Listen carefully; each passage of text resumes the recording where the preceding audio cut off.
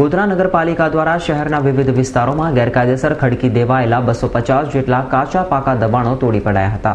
ગોધરા શહેરના સતત ધમધમતા જોહરપુરા શાક માર્કેટ ભુરાવાવ વિસ્તારમાં ગેરકાયદેસર રીતે આડેધડ ખડકી દેવામાં આવેલ કાચા પાકા 250 જેટલા દબાણ ગોધરા નગરપાલિકા દ્વારા તોડી પાડવામાં આવ્યા હતા।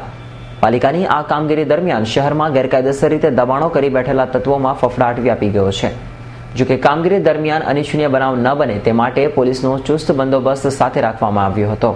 છેલ્લા એક માસથી નગરપાલિકા દ્વારા દબાણ ઝુંબેશ ચાલુ છે।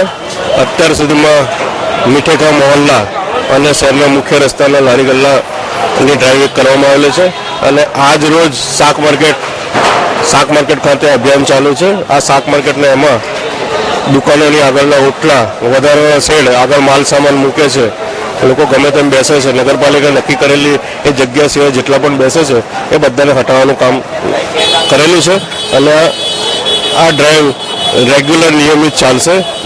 હનીફ ભગત, S9 ન્યૂઝ, ગોધરા।